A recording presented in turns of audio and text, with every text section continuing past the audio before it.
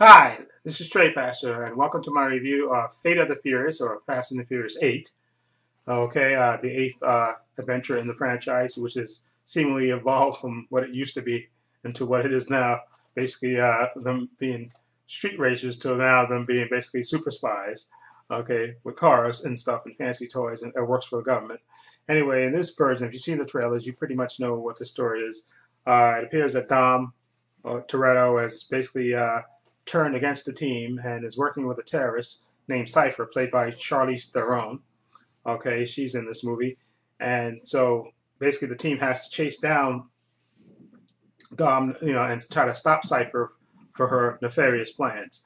Okay, now that's the basic plot of the movie. That's it in a nutshell. Um, Now, of course, uh, like I said, if you see my reactions to the various trailers, you know how I feel about the plot in this. Okay, but I have to say, I have to give the filmmakers credit again, and this time directing is F. Gary Gray, who is a decent director, and the movie looks beautiful as usual, and they have some great looking stunts in this movie and stuff. And Charlize Theron actually makes a pretty cool villain. I thought she was pretty cold as ice in this movie. She was significantly evil, if I could say that that's a word, significantly evil, and I really liked her as a villain. She was, she played her character nice and dispassionate, and you never showed her character never showed any emotion or anything else, and she played a nice, played her character, I think, the perfect way, which made her character that much more menacing. And she was, like I said, she had a plan and she carried it out. Okay, she wasn't no villain that would rant and rave. Okay, when she made a point, she made a point. Okay. Anyway, of course, like I said, the family's kind of torn because, of course, Letty doesn't believe that the Dom is turned, but she's kind of having a hard time dealing with what she's seeing with him turning against the team, and of course, the Rock's character Hobbs, he wants to get Toretto. He's just fed up, and he wants to get him. And of course, Kurt Russell's character, Mr. Nobody from the previous installment, he's in this. And of course, like I said, you see the trailer, you see what they do. They bring back Deckard Shaw, uh, played by Jason Statham, and he basically said, "Well, we're going to have him work with you, your team to catch Dom," which of course is a great idea. Great idea bringing back Jason Statham and kind of forcing him on the team and having to work with them, which is great because Jason Statham is just hilarious, and the banter between him and Hobbs is just absolutely fantastic. It's just fun to watch.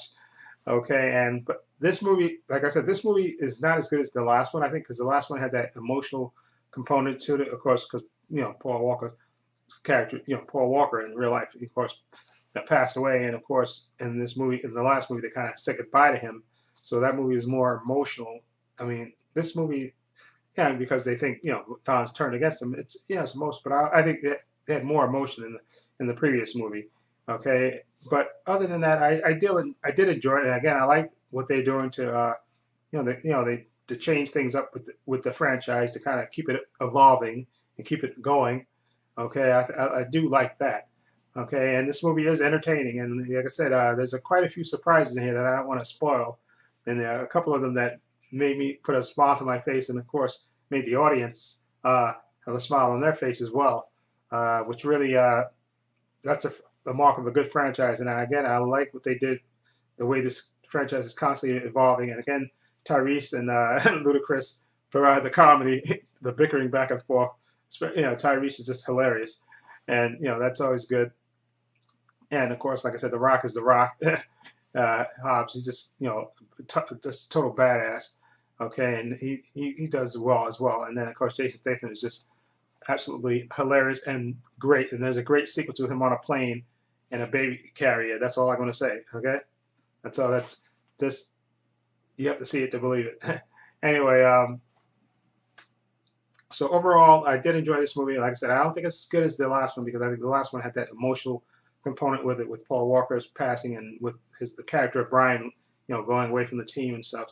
But this one is entertaining and definitely worth a watch. Okay, if you're a big fan of the franchise and you want to see exactly where they're going to go, probably with the next one.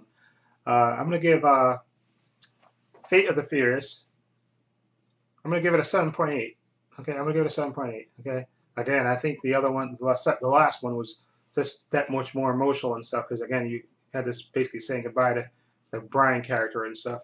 But this movie is just like a notch below it, and I had fun. And again, like I said in my trailer reactions to this, I pretty much, and if you've seen movies, you pretty much can kind of guess the plot, but that doesn't spoil it for me. Okay, so again, I think Charlize Theron made a great villain. Again, I know I said that before, but I think she does make a good villain, a good, cold, dispassionate villain. I think she played her character well, Cypher. So definitely, and I'm again interested in see where the knife installment's going to be like and what they're going to do on that one. Oh yeah, I forgot to mention Scott Eastwood. Also, he plays like an assistant to Mr. Nobody, which played by Kurt Russell. And I thought his character, who could have been like a big joke, because sometimes those characters, if you know and you've seen the movie, you know what I'm talking about. Those characters can be annoying, and just you want to see. And his character did evolve and learn something in a way. So I didn't mind Scott Eastwood's character, and I wouldn't mind seeing him in another film. Okay, so I have to mention that because I almost forgot about Scott Eastwood. Anyway, again, 7.8 for me for Fate of the Furious. Anyway, let me know what you think of Fate of the Furious. What do you think of it? Feel free to leave comments down below. If you like this video, please hit the subscribe button down below. I have links to my Facebook, my Twitter, my Instagram in the description box, as well as links to my other channel, Paul's Views and Opinions. Please check that out as well. And this is Trey Pastor saying so long and take care.